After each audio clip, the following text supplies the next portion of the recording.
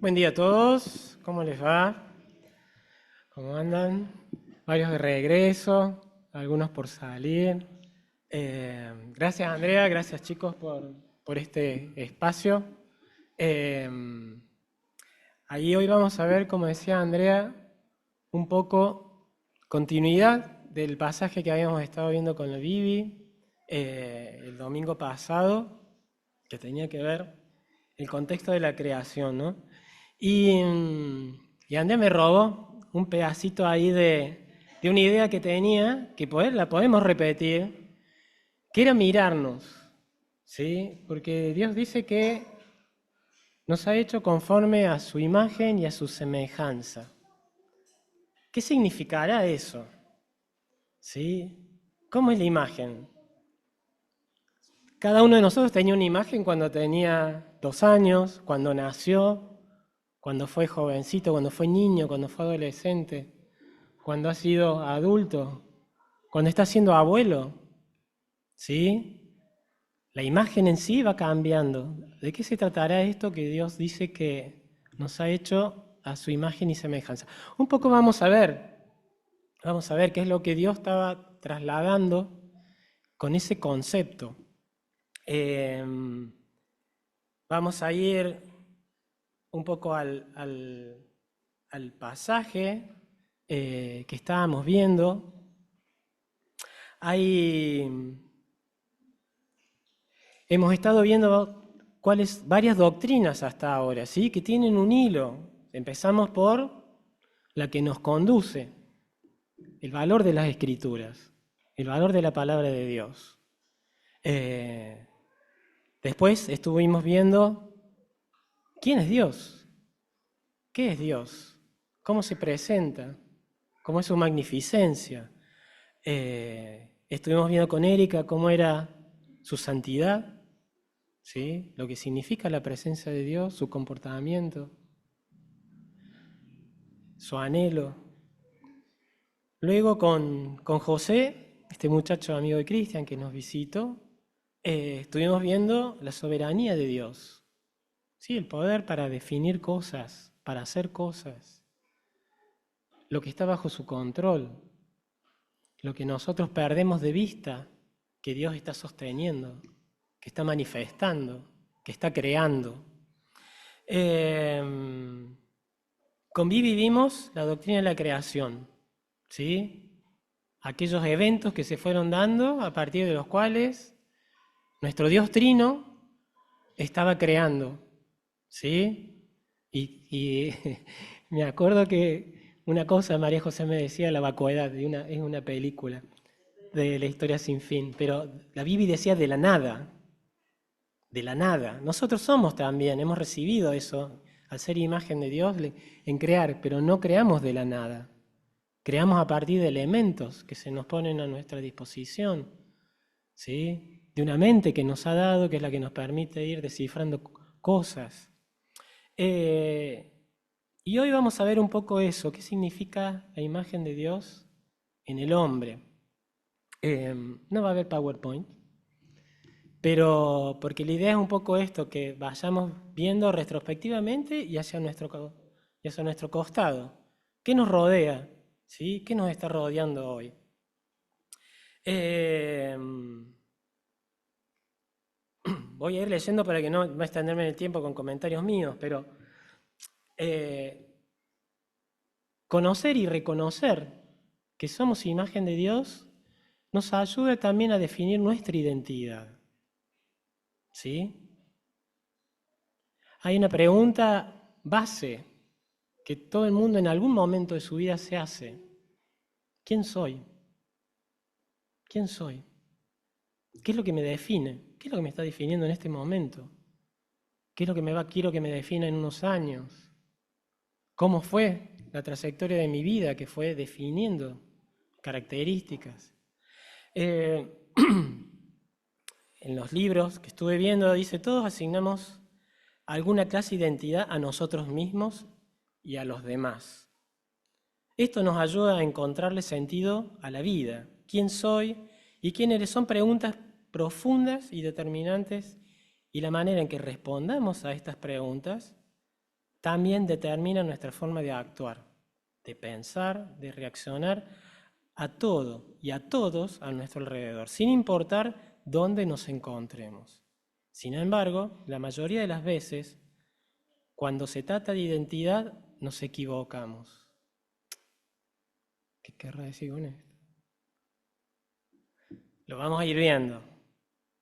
Yo me acordé, cuando empezaba a preparar esto, de una película que vi hace bastante tiempo, una película cristiana. No es para un Oscar. ¿Sí? No diría tampoco que es una pochoclera, ¿sí? Porque tiene un mensaje. Los críticos la critican porque dicen que es muy catequista, etc. Pero se llama Vencedores. Si pueden, véanla. Véanla. Es una película linda. Tiene instancias, básicamente tres personajes, un entrenador, un drogadicto, ¿sí? Que está en un hospital, y la hija de este hombre. Y entre ellos tres transcurre la historia, además de familia, etcétera, etcétera. Y ahí hay preguntas que tienen que ver con esto, con identidad, propósito, plan de Dios. Muchas veces cuando nos preguntan y nos presentamos a través de la manera utilitaria, ¿sí? Si yo pregunto de alguien, o quién es Vivi, o quién es Germán, o quién es Erika, Mara, la Caro, que cumpleaños, démosle beso cuando terminemos. Generalmente es la persona y su oficio, su profesión. Yo por ahí cuando a mí me piden, me dicen, dame tu ID, y yo me quedo congelado. ¿Qué quiere? ¿Viste? Papá, me dice la luz, te están pidiendo el documento. Bueno, yo pensaba, digo, ¿qué quiere? ¿Qué quiere con mi ID? Eso somos, ¿sí? Para esta sociedad, un ID, un número de documento para la sociedad, ¿sí? Cualquier trámite que queremos hacer no me preguntan tu nombre, bla, bla. No, dame tu número de documento. Lo primero, ahí nos remite la identidad.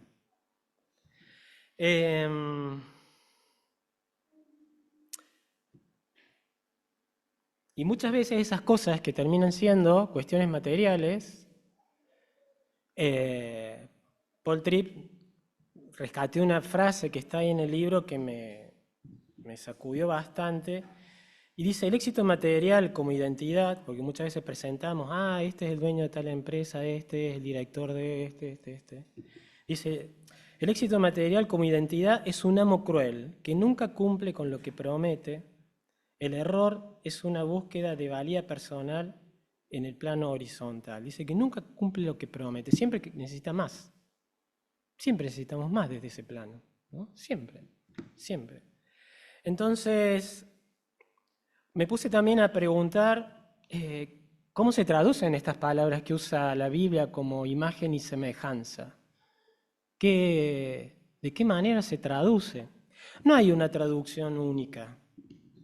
No hay una, porque parte de que es casi como un concepto. Y en el tiempo en que fue escrito, el gringo me está mirando, tenía la idea de algo que lo que dijo a Andrea, la idea de que somos una sombra, ¿sí? Somos una sombra. Si recuerdan, cada vez que Dios se presentaba con alguien, tenía que cuidar de esa persona, ¿sí? No podía presentarse directamente. Por lo tanto, esta imagen que nosotros también tenemos no es lo que Dios es, pero es su sombra. Y en su semejanza tiene que ver con maneras y conductas, ¿sí? Y en la imagen que nos ha dado, como estuvimos viendo en el campamento, nos ha conformado de una manera que tenemos básicamente un cuerpo, una alma y un espíritu. Y cada uno de ellos tiene un propósito, ¿sí? Y esa es la manera en que Dios ha elegido darnos forma. ¿Para qué? ¿Para qué será que ha elegido darnos forma de esta manera? Para que estemos en comunión con Él, para que tengamos contacto con Él, para que podamos tener diálogo con Él. Entonces, viene otra pregunta a nosotros que somos creyentes, ¿sí? ¿Por qué somos cristianos? ¿Por qué somos cristianos? ¿Por qué nos definimos como cristianos? Y lo vamos también a trabajar hacia adelante. Ahí uno de los comentarios de John Stott dice, existen 3 razones para esta pregunta, ¿sí? ¿Qué significa el ser humano? ¿Cuál es su esencia? ¿Cuál es la esencia de nuestra identidad? Y dice, estas preguntas son de enorme importancia. Una razón, y que hay una razón personal, una política, y otra que tiene que ver con la ocupación, la profesión, el oficio. Dice, la personal, ¿qué es el hombre? Es otra forma de preguntar ¿quién soy yo? No existe un campo de estudio e investigación más importante que este. Mientras no nos conocemos a nosotros mismos, no podemos descubrir fácilmente ninguna otra cosa. Porque todo lo leemos, como los psicólogos dicen ahí, Lagos me dirá, estos mapas personales que tenemos. ¿Sí? Y a través de ellos, nosotros es la lupa con la que vemos todas las cosas, con las que percibimos todas las cosas. Qué importante que eso esté relacionado con Dios, porque Él, que nos creó, es el que nos generó de esta manera para en Él desarrollar nuestra identidad, en Él desarrollar esa imagen que somos, ¿sí? Dice, desde el segundo punto de vista, de la importancia política, dice, de esta cuestión acerca de nuestra humanidad, el principal punto de conflicto entre ideologías, ¿no? Hay de todo ahí, derecha, izquierda, arriba, abajo, de todo. Dice, allí radica la naturaleza de los seres humanos en esas ideologías, dice. Son en realidad antropologías. Otro hombre, otro estudioso decía, son diferentes doctrinas del hombre, es decir, poseen los seres humanos un valor absoluto por el que deben ser considerados, respetados, o es un valor únicamente relativo al Estado, esto que decía yo, ¿no? El documento, el número de documento, la obra social que tengo, si pago impuestos o no pago impuestos. Dice, ¿es su valor únicamente relativo al Estado, razón por la cual deben ser explotados? O más sencillo, aún más sencillo, son las personas siervas de las instituciones o la institución servidora de las personas. Dice, en tercer lugar, en la cuestión que tiene que ver con la ocupación, dice, las grandes profesiones, la pone la medicina, ¿no? Por ejemplo, dice, las así llamadas profesiones biosanitarias, están todas interesadas en el bienestar de los seres humanos, tratándolos como pacientes, o como aprendices, o como clientes. Y tratan a aquellos que sirven dependiendo casi por entero de su forma de evaluarlos.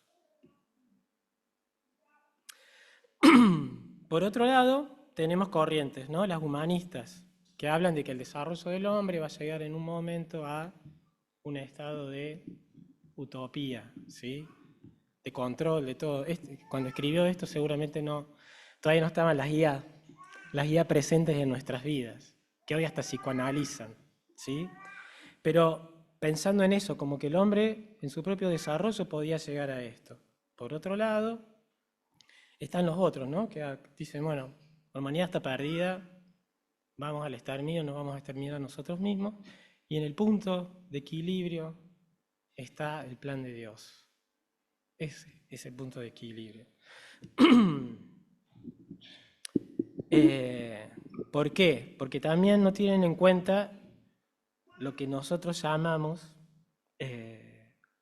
pecado. ¿Qué es el pecado? Es un giro egocéntrico en nuestra naturaleza, ¿sí? Que ha desbaratado una y otra vez los sueños de estas personas, de estos reformadores sociales.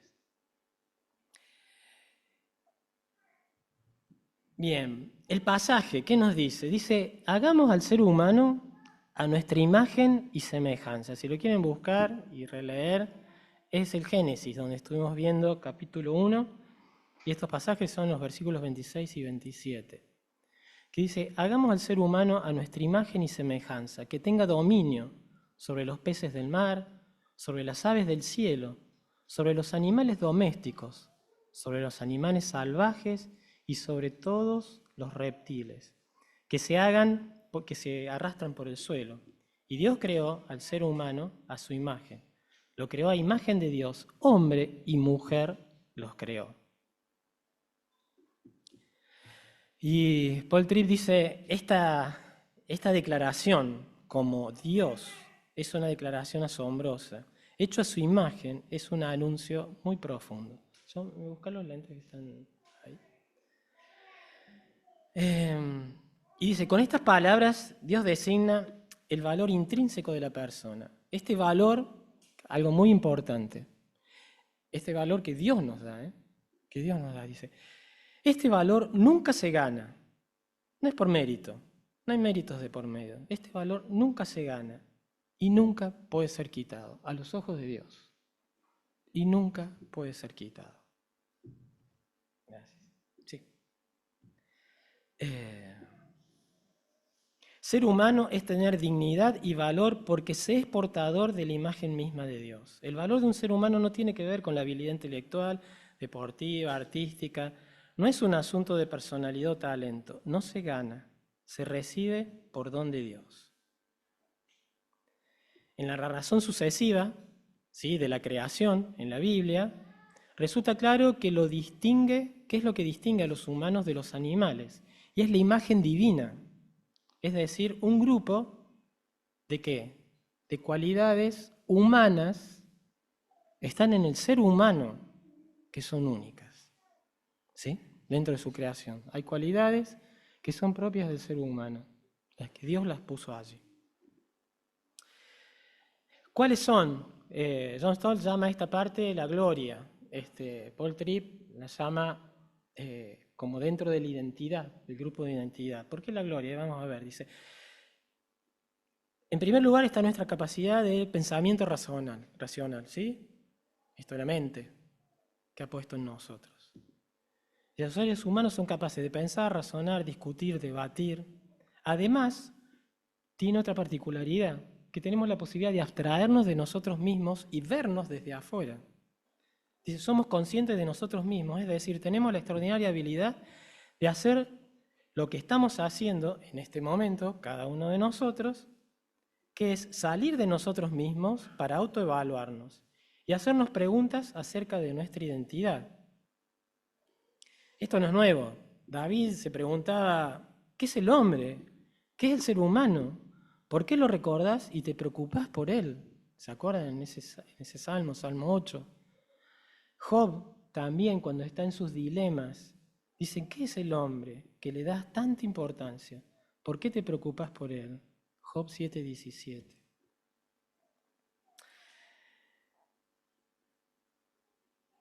En segundo lugar, está nuestra capacidad de hacer elecciones morales. ¿Sí? Adán y Eva fueron creados a imagen de Dios en verdadera justicia y santidad. Una experiencia que a nosotros nos es muy difícil de explicar porque estamos poscaída. Sin embargo, ellos estaban precaída. Conservaban toda la gloria con la que Dios los había creado. Dice, una experiencia que no podemos explicar está muy distante de nuestra naturaleza. Fueron creados como seres morales en cuyos corazones estaba escrita la ley de Dios. Pero hubo un momento de rebelión, la caída de ese estatus en el huerto, de donde fuimos expulsados. ¿Sí? Pero aún así, por la gracia de Dios, persiste la conciencia moral innata. Vivimos con ideas contradictorias, deseos fluctuantes, opiniones cambiantes y motivaciones mixtas. ¿Qué quiere decir eso? Motivaciones mixtas. En nosotros, y eso es a lo que apela y apelamos cada vez que pedimos guía del Espíritu Santo, tenemos intenciones buenas e intenciones malas. La intencionalidad es algo muy fuerte en el desarrollo de nuestra conducta y de nuestra persona. Tenemos una conciencia que nos permite discernir entre lo bueno y lo malo, y además contamos con un cierto grado de libertad para escoger entre ellos. Hoy cantamos una de las canciones que nos traía Andrea, libertad, libertad. En el huerto tenían libertad, plena libertad. Podían comer, tomar, de todo, ¿sí? Pero había una advertencia. En la libertad estaba. Ese árbol es complicado. Ese árbol es complicado. Les va a abrir los ojos a una experiencia que yo no quiero para ustedes. Les trae el mal, ¿sí? Les trae el mal. Cada ser humano funciona moralmente, ¿sí? El punto en el que diferimos es el origen de la norma moral a la cual sometemos nuestras vidas. ¿Sí? Ahí entra el punto de quiebre, las conversiones, las vueltas a Dios. Cada ser humano funciona moralmente, el punto en que diferimos es el origen de la norma moral a la cual sometemos nuestras vidas. Tenemos leyes para conducir, hay leyes para que la sociedad funcione, hay un montón de cosas. Pero cada una de ellas tiene también una mirada para interpretación. ¿Sí? Es esto que decía yo del mapa, este mapa que cada uno de nosotros tenemos. ¿Cómo interpretamos estas cosas? Los creyentes somos conscientes de la existencia de un orden moral que está fuera y por encima de nosotros, ante el que sabemos que debemos rendir cuenta, de modo que tenemos el deseo interior de hacer lo que creemos que está bien y un profundo sentido de culpabilidad cuando hacemos lo que sabemos que está mal. Y aquí es donde nos lleva la naturaleza moral de la imagen de Dios en el hombre. Un pasaje que todos lo tenemos ahí tú presente, de Pablo en Romanos 7, versículos 18 y 19, dice, porque yo sé que en mí, es decir, en mi naturaleza débil, no reside el bien, pues aunque tengo el deseo de hacer lo bueno, no soy capaz de hacerlo. No hago lo bueno que quiero hacer, sino lo malo que no quiero hacer. Es decir, eso está residente. En tercer lugar, está nuestra capacidad para la creación, ¿sí? De muchas maneras. Acá él habla de la creación artística, pero hay, en realidad, si vamos al concepto de arte, capaz que alguien que estudió nos pueda decir qué es lo que se considera arte, pero normalmente nosotros asociamos el arte a ciertas prácticas, a ciertos resultados, a ciertas cosas. Sin embargo, en todo estamos creando. En todo estamos siendo creativos, porque es algo que Dios ha puesto en nosotros. Es algo que Dios ha heredado en nosotros. Algo de su imagen que ha puesto en nosotros. Nos ha hecho co-creadores. Siempre estamos creando cosas, ¿sí? Después las utilizamos, son herramientas, son cosas que aportan belleza, que aportan salud, que aportan distinción, que aportan soluciones. ¿Sí? Siempre estamos creando cosas. Hasta en una conversación estamos creando. ¿Sí? Dice, los seres humanos son tanto imaginativos como innovadores. Sabemos apreciar lo que es hermoso para el ojo, para el oído, para el tacto. En cuarto lugar está nuestra capacidad de relacionarnos socialmente. Evidente, ¿no? Hay algunos que viven en cuevas. ¿Sí? Le gusta la compu, sentarse ahí y su relación social es a través de la computadora. Sigue relacionándose en definitiva. ¿Sí? Están jugando con alguien en Hong Kong, otro en Dubái, otro en Londres, qué sé yo, y están ahí con el jueguito, taca, taca. Están relacionándose, nosotros decimos, están en cueva. El Mati que no baja, ese Diego que está ahí en la pieza. Pero tenemos esos personajes, los que les gusta, y dicen, no, yo soy solitaria, me gustan los tiempos solos, etc. Fantástico, son momentos también muy creativos esos, de la soledad, donde uno está pensando, trabajando y elaborando. Pero básicamente somos seres sociales, ¿sí? Dice, por supuesto, todos los animales se aparean y reproducen y cuidan a sus pequeños, ¿sí? Mientras algunos son gregarios, siendo en rebaños o manadas. Otros desarrollan estructuras sociales muy complejas.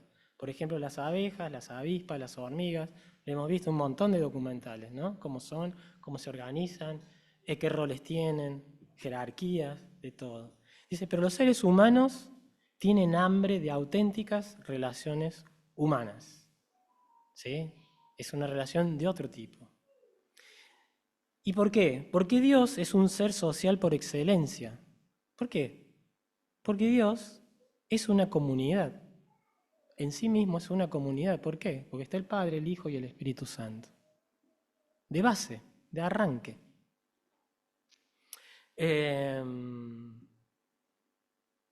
Y en eso hay un condimento que ha puesto, que lo define, que es el amor. ¿Sí? Y dice, el amor no es simplemente una alteración de glándulas, ¿no? Las endocrinas. Eh, todo el mundo busca, todo el mundo busca amor de alguna u otra manera, ¿sí?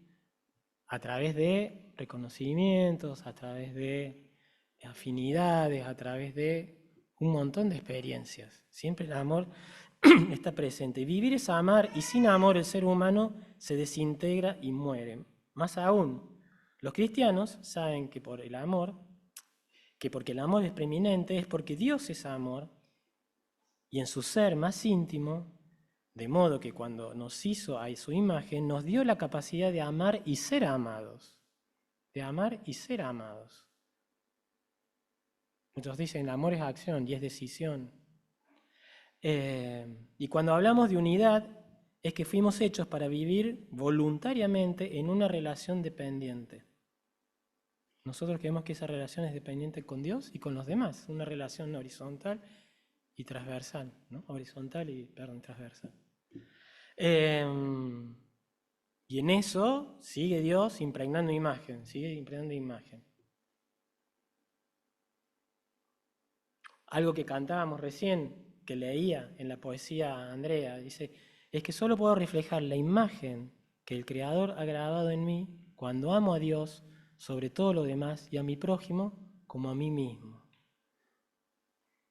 Somos seres sociales, ¿sí? Pero nos dedicamos a vivir en torno a nosotros mismos. En lugar de adorar a Dios, nos ponemos en la posición de Dios. Y en lugar de amar a las personas, tremendo, las usamos para obtener aquellas cosas que amamos. La parte utilitaria, ¿no? Siempre presente. Cuando olvidamos la dignidad de cada ser humano, portador de la imagen de Dios, aparecen los odios. La violencia, la deshonra, es en definitiva todas estas cosas, deshonra hacia el Hacedor, hacia su Creador. Y hoy estamos viviendo un montón de eso, ¿sí? En las redes sociales, en el mundo, un montón de discriminación, ¿sí? Un montón de rótulos, un montón de cosas por el color de piel, por el origen, por las costumbres, por tantas cosas, ¿no? Nos aferramos a lo igual y denigramos todo lo que es diferente. No tenemos esa apertura de la diversidad que Dios ha creado. Dice en quinto lugar nuestra capacidad de adoración humilde o la espiritualidad, que dije antes. Este cuerpo que nos dio para ser creativos, la mente para pensar cosas, innovar. Y esta sintonía espiritual, ahí tenemos un montón de cosas que pusimos en la pared atrás, que sacamos del campamento. Y cuando Eduardo nos hablaba de los equipos que utilizamos para escuchar y captar ondas, tienen un procesador, ¿sí? Un sintonizador que toma la onda para poder captar la frecuencia de la radio que nos gusta, cuando vamos en el auto o en casa o lo que sea. Hoy por hoy en Internet es una URL, que es la escritura de una sintaxis que nos lleva a una IP, atrás de esa IP hay un servidor, atrás del servidor hay un micrófono y hay una persona hablando. ¿Sí? Eso es lo que usamos para poder conectarnos con otros. ¿Y Dios qué nos dio a nosotros para conectarnos con Él? Nos dio un espíritu. Y eso es parte del diseño del hombre y de la mujer, esa capacidad de conocerlo, de relacionarnos con Él, de amarlo, de hablarle y de adorarlo. Y esas capacidades marcaban la separación de Adán y Eva con el resto de la creación. ¿Sí? con el resto de la creación. La creación se manifiesta, ¿sí? Dice la Biblia que gime, la creación gime, ¿sí? Hasta la restauración total. Pero esa capacidad de diálogo con Dios y de una comunión con Dios solo está en la creación del hombre.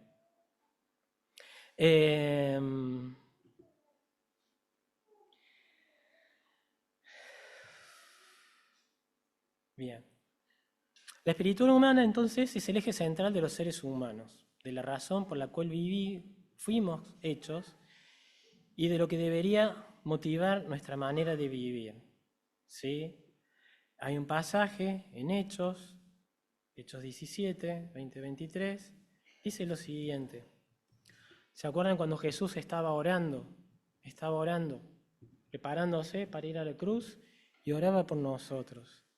Decía, no te ruego solamente por estos, sino también por los que han de creer en mí al oír el mensaje de ellos. Te pido que todos ellos estén unidos, que como tú, Padre, estás en mí, yo en ti, también ellos estén en nosotros, para que el mundo crea que tú me enviaste. Les he dado la misma gloria que tú me diste, otra vez Dios repartiendo gloria, para que lleguen a ser perfectamente uno, y que así el mundo pueda darse cuenta de que tú me enviaste y que los amas como me amas a mí. ¿Se acuerdan cuando la gente le preguntaba a Jesús, le decía, muéstranos al Padre, muéstranos al Padre, muéstranos al Padre, tanto hablas del Padre, tanto lo conoces? ¿Qué contestó Jesús?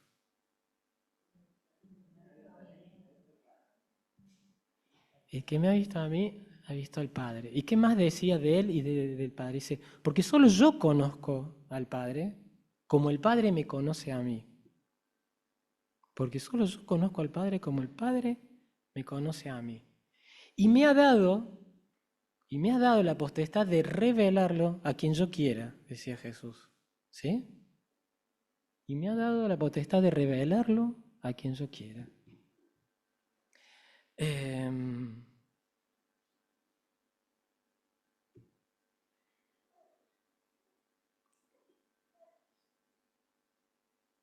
¿Qué más tenemos heredado en esta imagen? Dice,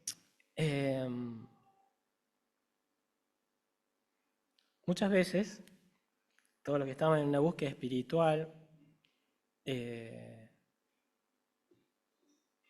hay diversos canales donde la gente trabaja esa búsqueda, ¿sí?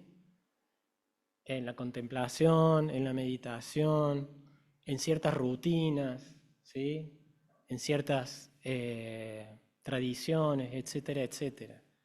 Está esa búsqueda. No todas conducen al lugar que nosotros querríamos que conduzcan, ¿sí? A veces conducen a uno mismo, entonces otra vez volvemos a perdernos.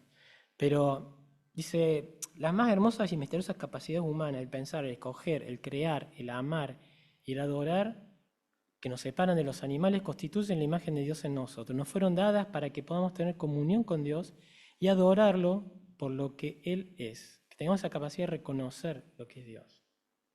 Lamentablemente, en nuestro pecado muchas veces usamos estas capacidades para manipular, seducir y oprimir a otros. Y de allí la necesidad de la encarnación, la cruz y la resurrección de Jesucristo. Otra de las capacidades que nos ha dado es la de representación, ¿sí? O la de señorar, que lo leímos recién en Génesis, ¿no? Cuando dice que tenga dominio sobre los animales, tenga dominio sobre esa creación, que nosotros, con buen criterio, llamamos mayordomía. Dice, Dios es el diseñador y comunica propósito de su diseño, y sabemos que los seres humanos no fueron hechos para un señorío independiente. Dios dice, así es como los he diseñado, y para esto los he creado, y esto es lo que quiero que hagan. Es decir, viene de Él, está diseñado para ejecutarse por medio de Él y debe cumplirse en obediencia a Él. ¿Sí? Cuando el pecado nos saca de todo esto, está también sacando del propósito, el propósito original que tenía Dios. Cuando nos restaura, nos vuelve a llevar a ese propósito. ¿Por qué? Por algo que dijo Andrea. ¿sí? O que decía la poesía. El designio de Dios es hacer visible su reinado invisible. Cuando sus valores modelan la manera en que los hombres y las mujeres se relacionan con Él, los unos con los otros y el resto de la creación. El designio de Dios es hacer visible su reinado invisible cuando sus valores modelan la manera en que los hombres y las mujeres se relacionan con Él, los unos con los otros y con el resto de la creación. Tenemos un sello, ¿sí?, de agentes en ese sentido y hemos sido llamados a través de su gracia para esa función.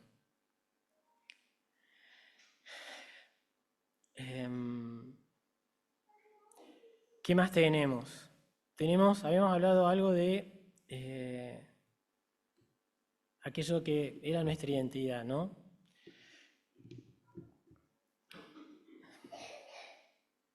Y habíamos dicho que la manera en que nos definamos a nosotros mismos es la que nos lleva a cómo vemos las cosas.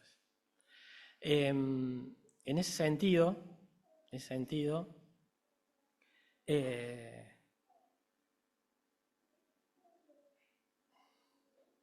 ahí están las relaciones en función de las identidades, y eso es un terreno que siempre es bastante inestable, ¿sí?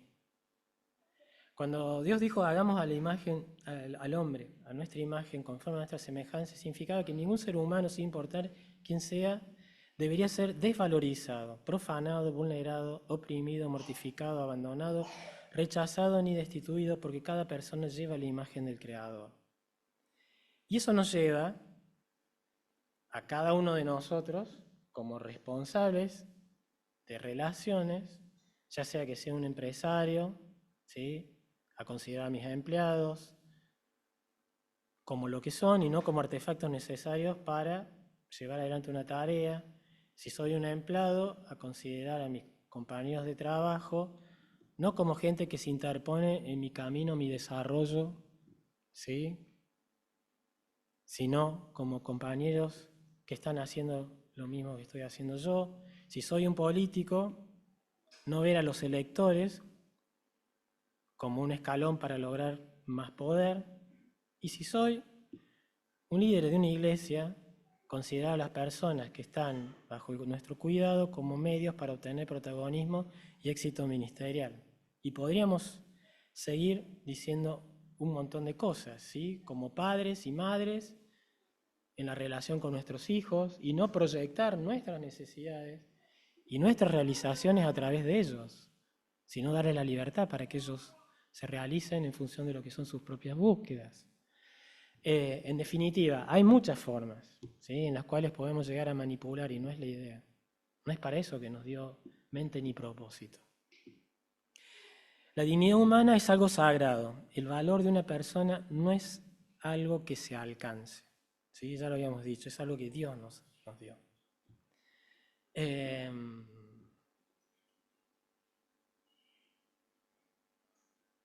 Estoy tratando de adelantar para no hacerlo tan largo. ¿Qué otro elemento nos ha dado Dios a través de estos atributos y estas capacidades que nos dio? Nos dio razonamiento para entender lo que es la justicia, ¿sí?, y para poder administrar justicia. Y dice Paul Tripp, dice, la justicia para todo ser humano fue instituida en el huerto de Edén, cuando Dios tiñe cada ser humano de su semejanza. ¿Por qué dice esto? Dice, porque lo dice en Génesis 9:6. ¿Se acuerdan cuando Caín y Abel tuvieron ese encuentro nefasto?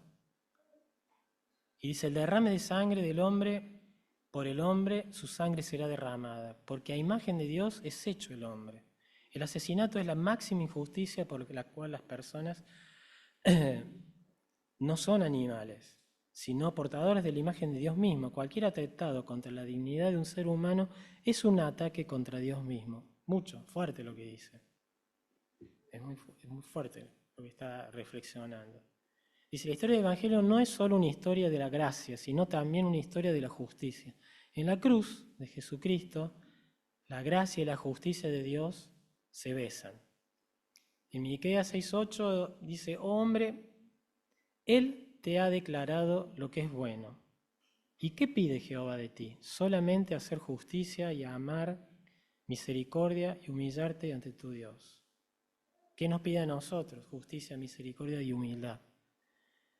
De todas las cualidades de carácter en las Escrituras, dice, ¿por qué habrá elegido Dios estas tres con esta preponderancia? La respuesta es que la justicia, la misericordia y la humildad sintetizan la narrativa entera de la redención. Dios miró a este mundo marcado por el pecado y el flagelo de la crueldad de unas personas contra otras y decidió, con ira justa,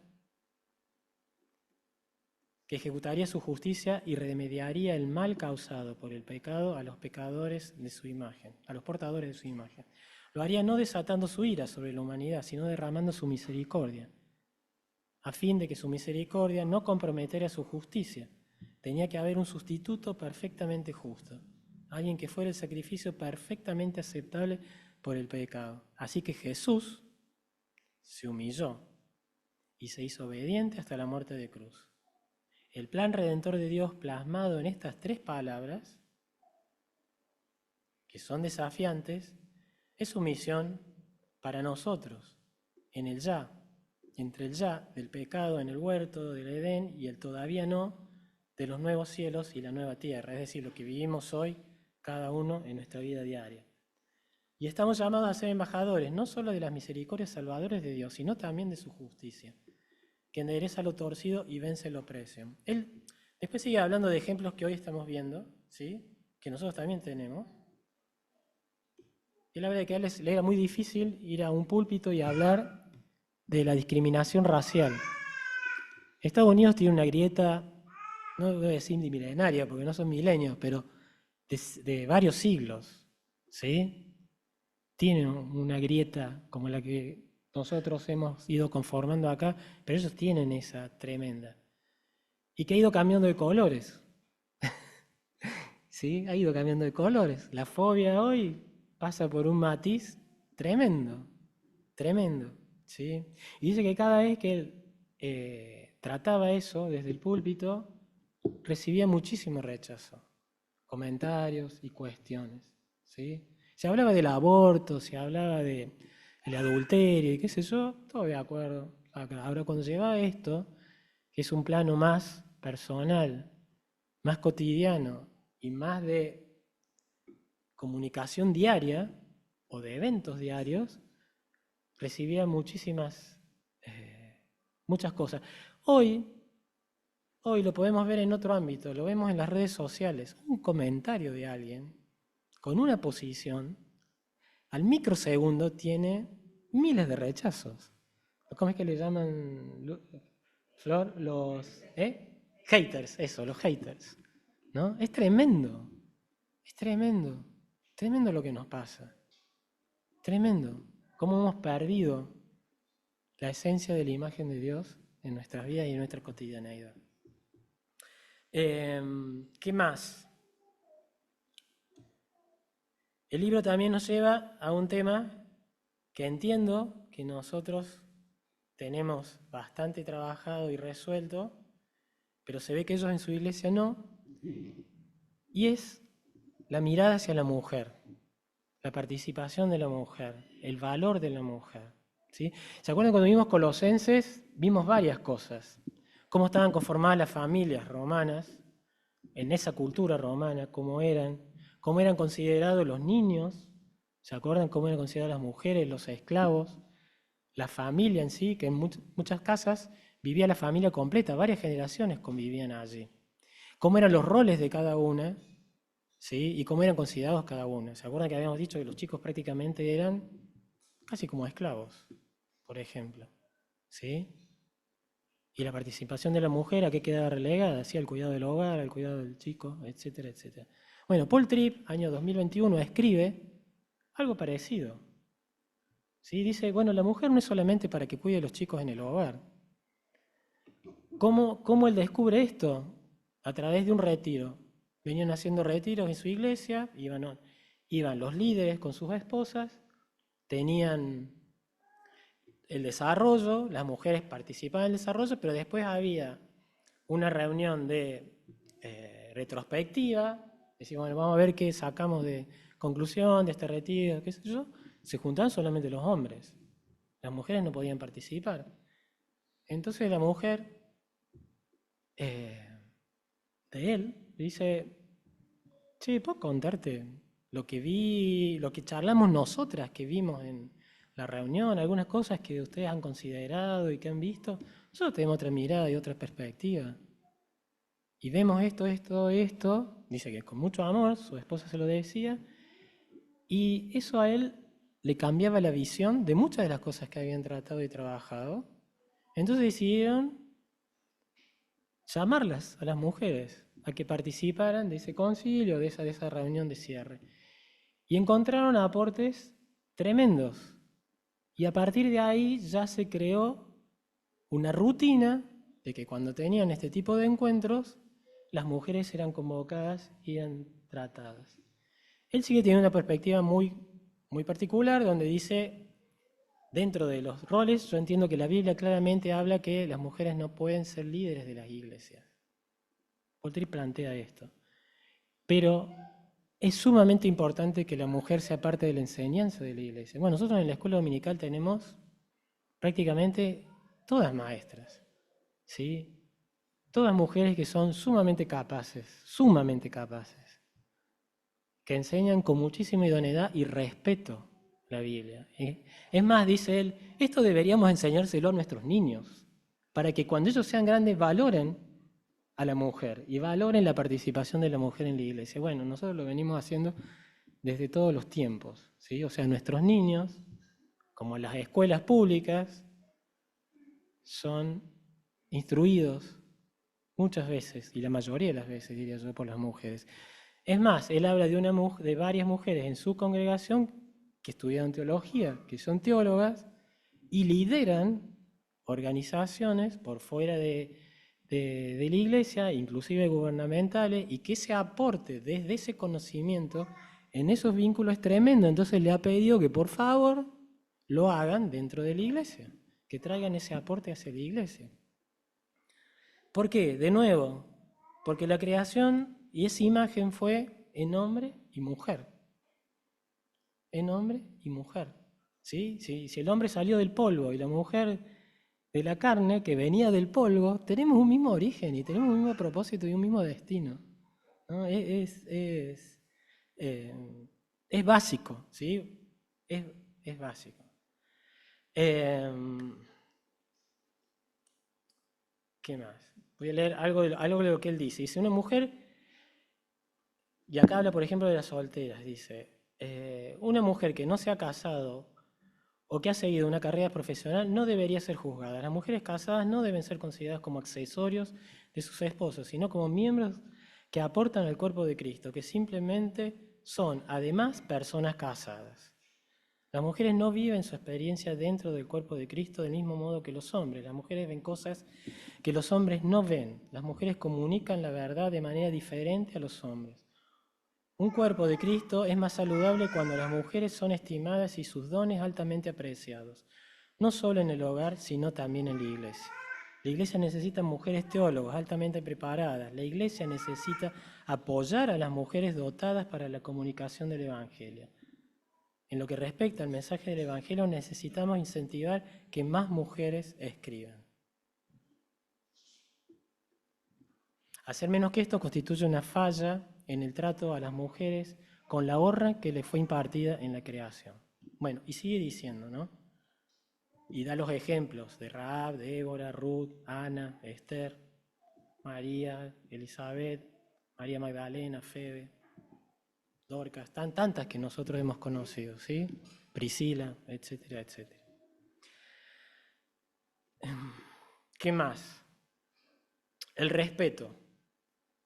Y ya para ir terminando. Dice, los mandamientos bíblicos que amamos, los mandamientos bíblicos de amarnos los unos a los otros, de tratar a todos con honor y de nunca pagar mal por mal, nacen del suelo de la verdad de la imagen de Dios en el ser humano. Estamos llamados a mirar el rostro de nuestro enemigo incluso en el rostro de alguien que de otra manera nos desagradaría. Y ver en esa persona la imagen de Dios mismo. Yo ahí, cuando leí esto, me acordé de Pablo en la cárcel. ¿Se acuerdan cuando Pablo estaba en la cárcel? Hay un temblor, se abren las rejas, ¿sí? Es la posibilidad perfecta para escapar, ¿sí? Se desmaya el centinela, etcétera, etcétera. ¿Se acuerdan lo que pasa? ¿Qué dice Pablo? ¿Qué le dice al centinela Pablo? No tengas miedo, no te quites la vida, estamos todos. Era el enemigo, era la posibilidad de picarse, de ser liberados. Como consecuencia, después este hombre lo lleva a su casa, su mujer lo trata, le trata las heridas, comparten el mensaje de la Biblia, comparten el mensaje del Evangelio. Sigue diciendo, vive un momento cultural en el que el respeto ha sido reemplazado por el ultraje. Queda muy poca amabilidad en nuestra cultura. Reaccionamos a las personas con quienes disentimos con las respuestas y acusaciones más hostiles. Dice, en muchos casos pareciera que no nos contentamos, y esto va por lo de las redes sociales, con disentir con aquellas personas que a nuestro modo de ver están equivocadas, sino que además queremos causarle algún daño. ¿Cómo hago? ¿Qué le puedo hacer para que le vaya mal? Dice, sino que además queremos causarle algún daño o borrarlas de alguna manera de la vida. ¿Sí? Parece que hemos perdido la capacidad de tener conversaciones civilizadas, donde se expresen ideas con dignidad, mesura y respeto. Parece que consideramos válido no solo criticar las palabras de las personas, sino también juzgar sus motivaciones. Es equivocado reducir a las personas a una serie de ideas, creencias, filosofías, posiciones políticas, teologías o constructos sociales. Es equivocado despersonalizar a los individuos con quienes estamos en desacuerdo, al olvidar que detrás de la opinión existe un ser hecho a la santa imagen de Dios.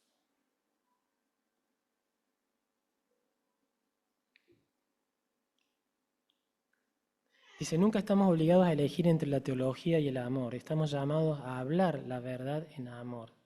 El amor que ha abandonado la verdad deja de ser amor, y la verdad que no se habla en amor pierde su pureza, porque se ve alterada y tergiversada por otros intereses.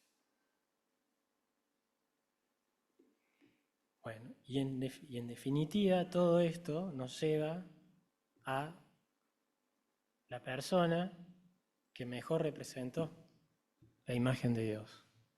¿Sí? ¿Quién es? Jesús. Porque es el Adán nuevo, es el incorruptible, ¿sí? Es donde la imagen de Dios se hizo presente con toda su gloria. Dice, la imagen de Dios se expresa más poderosamente y se demuestra más plenamente en el Hijo de Dios, el Hijo del hombre Jesucristo. Sobre la tierra y en la carne, Jesús se levanta como el supremo portador de la imagen divina. En Él, la imagen no está deformada ni dañada en absoluto.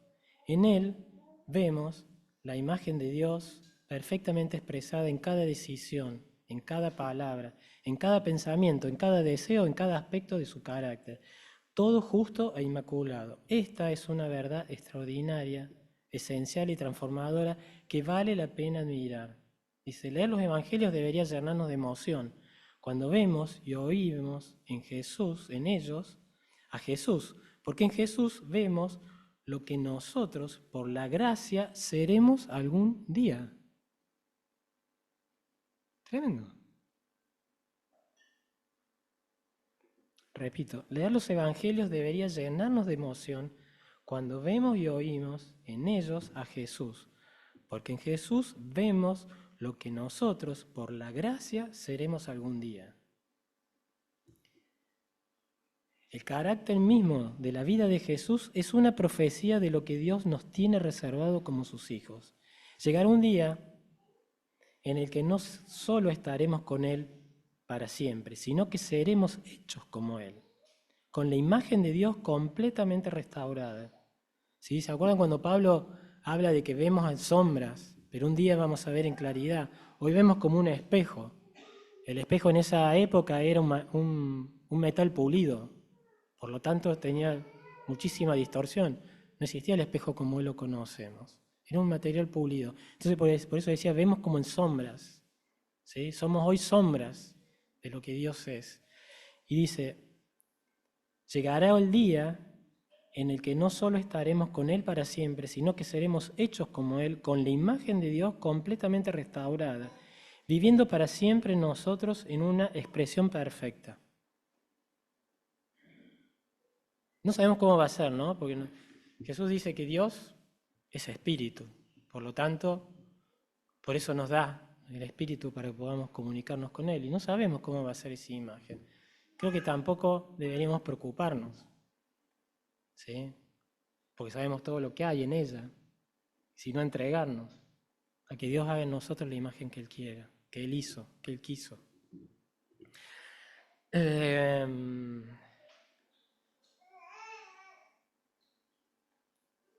Bueno, Paul Tripp dice que no nos olvidemos que Jesús estaba encarnado, por lo tanto eso da otro valor también, porque dentro de la carne Él estaba en esa condición.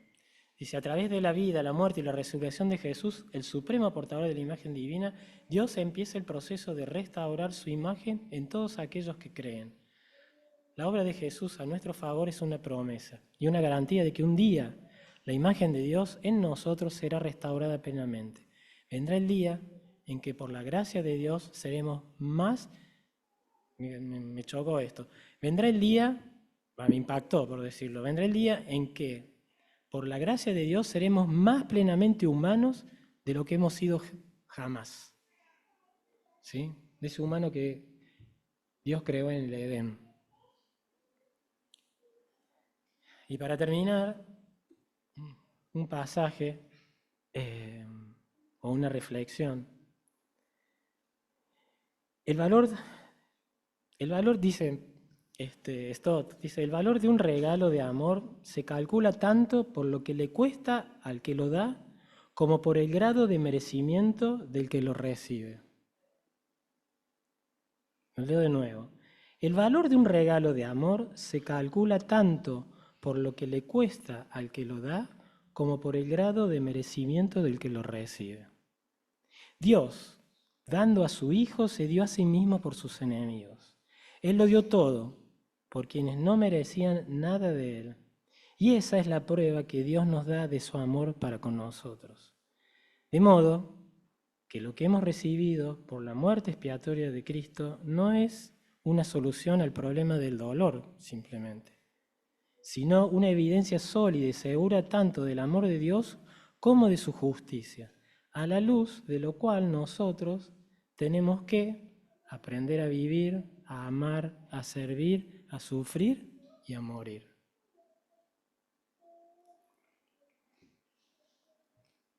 Vamos a participar ahora de los símbolos que de nuevo nos llevan a este amor, ¿sí? Para que lo vivamos con todos los atributos que Dios nos ha dado, con todo lo que tenemos de su imagen, ¿sí? Y de su semejanza, con aquello que nos ha dado en todo sentido. Este cuerpo que va a estar comiendo, tragando, sintiendo, con este espíritu que tratamos que esté conectado con Él, ¿sí? Con esta cabecita que vuela, ¿sí?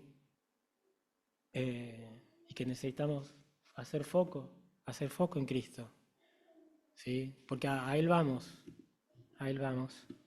Y que nuestras maneras y nuestras costumbres y nuestras relaciones sean dominadas con esta conciencia de cómo Dios nos ha creado a todos, ¿sí? Los que están acá, los que están afuera, a todos. Y podamos relacionarnos sanamente en lo que más podamos hacer para parecernos al diseño con el que fuimos hechos.